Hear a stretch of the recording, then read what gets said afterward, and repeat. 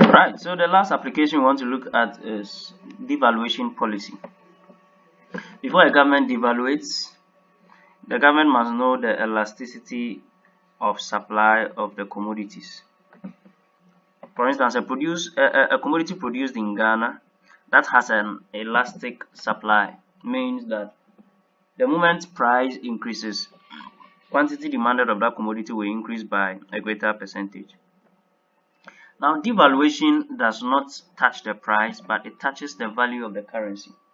So devaluating means reducing the value of the currency.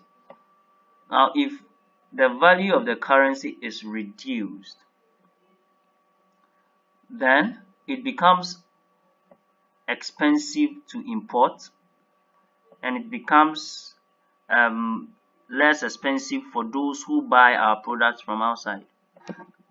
So devaluation is as if the prices of export products have been reduced, because it becomes very cheap for those who buy from outside to buy from us, because the value of our currency has reduced. So it's as if price of export products have been reduced.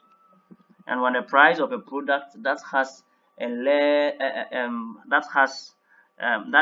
elastic commodity, that has a fairly elastic supply, reduces, what happens is that the supply of that product reduces by a greater percentage than even the reduce in price. So devaluation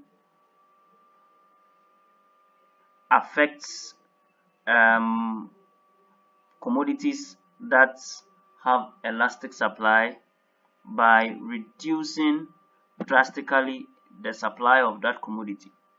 On the other hand, if it has an inelastic supply, as I mentioned earlier, devaluation is as if the price of the commodity that is being exported has decreased. So if it has an inelastic supply, then even if the price decreases, for inelastic supply, the supply decreases alongside, but by a lesser percentage. So supply for that commodity will not reduce drastically. The government must know that, so that it will not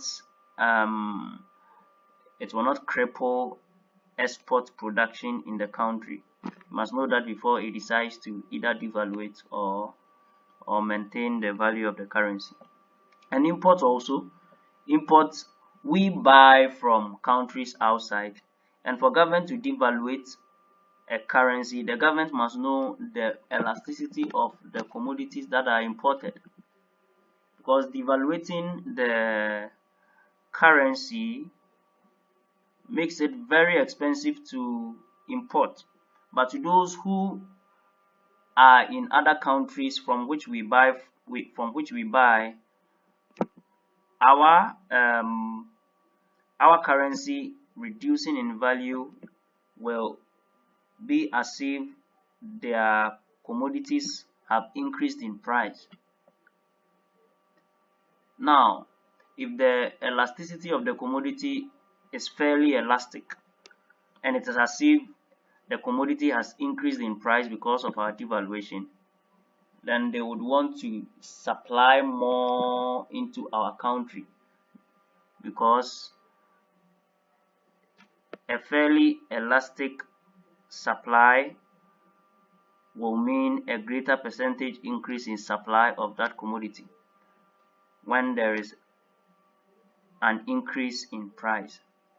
On the other hand, if the commodity is fairly inelastic, though it's as if there is an increase in price, it will not still result in a greater percentage increase in quantity supply. So these are the applications of price elasticity of supply.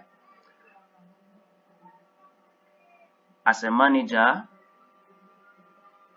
you must know whether the commodity you sell or you produce has an elastic supply or an inelastic supply. This is where we'll end. If you have any question, I'm standing by. Kindly ask your questions and I will be glad to answer you. Thank you for your time. Have a wonderful time. Bye bye.